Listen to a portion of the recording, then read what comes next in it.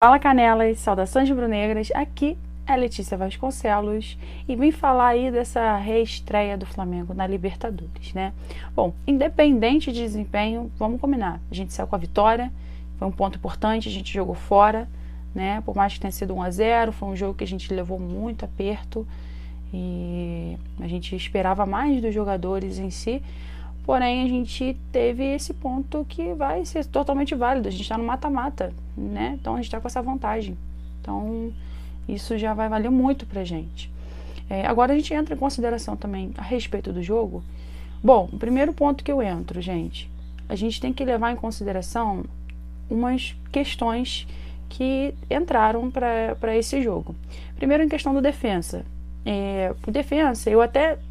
antes mesmo do jogo, eu já estava considerando que o Flamengo estaria mais favorável, por mais que tenha situações, porque ele teve bastante desfalques, perdeu jogadores importantes, que eram jogadores titulares, foram para o River Plate, né, jogador de criação, jogador de definição, teve mais um jogador também que era da titularidade ali do defensa que também saiu.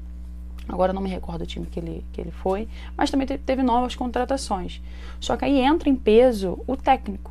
Por que acontece? Por mais que tenha as trocas, o tipo de organização do time continua o mesmo, né? Não teve nenhuma quebra, não teve nenhuma quebra de método. O defensa é aquilo ali. Então a leitura é simples porque para eles já estão vivendo aquilo ali. Quem entra já no time organizado. Então, o que aconteceu foi esse conflito em questão do Flamengo. E não estou jogando culpa pro Renato, tá? Todo mundo sabe, já falei aqui a respeito da minha opinião do Renato, mas eu não tô botando culpa no Renato em questão desse jogo, tá? O cara acabou de chegar, o erro é mais dos dirigentes, de quem resolveu trocar de técnico na beira aí do campeonato, né? Eu acho que foi mau planejamento tanto do defensa de fazer essas trocas logo agora na beira de campeonato, como também do Flamengo de trocar um técnico aí nessa portinha do jogo.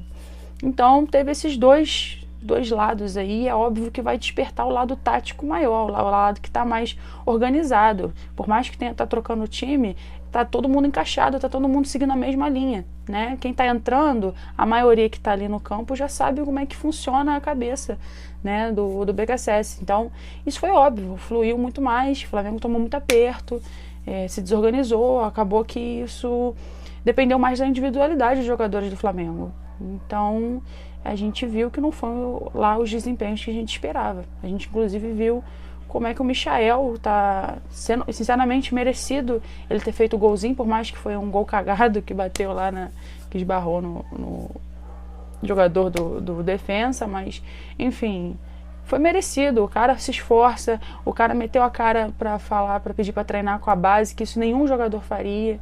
Entendeu? Ele tá tentando, ele tá se esforçando de fato para conseguir fazer um bom futebol, né? E esse último jogo aí ele fez, realmente, ele conseguiu suprir, considerando que até o Arrascaeta não estava um bom desempenho, ele conseguiu suprir ali com as expectativas, né, do que a gente estava esperando dele. E eu acho legal isso, essa coragem que ele tem. Por mais que esteja tomando muita porrada aí uma atrás da outra, ouvindo muito, ele continua tentando, ele continua se esforçando e foi merecido esse gol, né, que foi o gol que deixou a gente até mais tranquilo aí para o próximo jogo.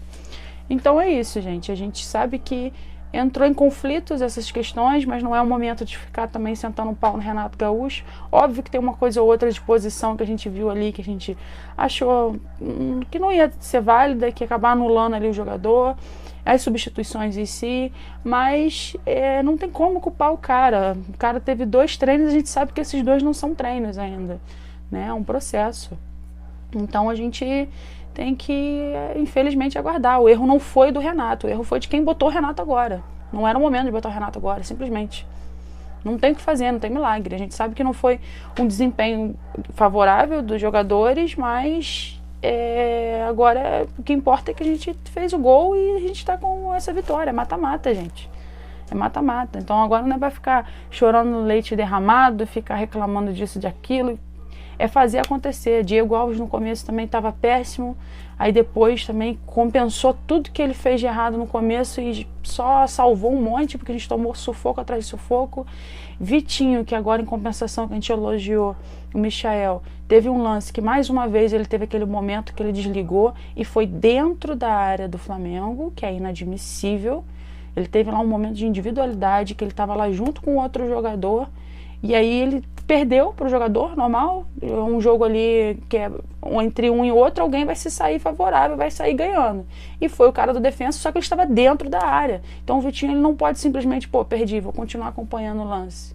Não, cara, ele tem que continuar em cima do cara, tem que continuar insistindo. Ele ficou só olhando o cara passando dentro da área do Flamengo. Isso não existe, gente, isso não existe. O cara recebe 1 milhão de salário ou mais. Isso não existe. Se ele tem alguma coisa, se ele tem um déficit de atenção, seja o que for, o cara tem que ser diagnosticado, entendeu? Tem que ter um acompanhamento sério. Isso não existe, cara. O que ele faz não é normal, não, gente. Não considero. E eu não tô falando só porque é Vitinho, não, tá? Todo mundo jogou mal. Arrascaeta tava muito mal. Gabigol também não tava conseguindo se encaixar. Pedro já não é de hoje que ele não tá bem. Entrou também mal. Thiago Maia. O todo do Flamengo não teve um desempenho legal. Essa é a realidade. Não teve. Tá? Então... não tô só aqui para ficar falando dos que é fácil falar, mas aquele lance ali em específico a gente não pode deixar passar. Essa é a realidade, tá? Então é isso, cara. A gente... meu celular tocando. Então é isso, cara. A gente tem os altos e baixos, mas a gente não pode agora entrar em questão de Renato, tá? Foi uma questão que a gente estava esperando mais da individualidade, porque a quebra mesmo desse método que era do Ceni, que foi do Domi, que foi de Jorge Jesus, que foi passando. Quando a gente não tem uma sequência de método, uma sequência tática, é óbvio que isso bagunça a cabeça dos jogadores. A gente não pode esperar que os jogadores cheguem e falem, pô, eu tenho... o jogo desse técnico é totalmente posicional, eu tenho que fazer isso daqui. Aí troca de um dia para o outro, agora já não é. Agora eu vou fazer isso daqui, vou fazer isso aqui. Para a cabeça do jogador que já está adaptado àquele tipo de lance, aquele tipo de tática, é óbvio que isso é uma questão de tempo. Então, acaba que bagunça. Por mais que se o Renato falou para ficar à vontade ou não, a gente não sabe. Apesar de que a gente viu que no escanteio foi uma marcação individual, que isso também eu vou entrar em questão nos próximos vídeos, que isso pode ser ou não favorável para o Flamengo. Eu acho que vai ser bem complicado, né? Mas vamos torcer para que dê certo. Então, é isso, cara. Vamos ver o que vai desencadear desse esquema aí do Renato. A gente não pode esperar que isso vai ser de um dia para o outro, porque os jogadores não têm uma sequência. A gente não pode esperar um rendimento de X, de certo tipo de tática, se depois de 3 meses está tocando para rendimento Y de outro tipo de tática, né? Então tem que ter sequência, tem que ter consistência para o jogador ficar adaptado àquele o novo lance dele, né? Enfim, mas o que importa é a vitória. A gente fala porque a gente tem que entrar em tudo em questão. O que importa é a vitória. Outro ponto também que eu entro, se a gente entrar nas estatísticas para fechar, tá, gente? Pô, o Flamengo teve 5 chutes, 5 finalizações e 4 ao gol. Se a gente for comparar antes, né? O Flamengo tinha 600 chutes, chute para a lua, chute para o ar, e 2 chutes pro gol. Então foram menos chutes, óbvio que foi porque a gente tomou muito sufoco, sei lá o quê, mas querendo ou não, os chutes que a gente teve foram mais efetivos, tá?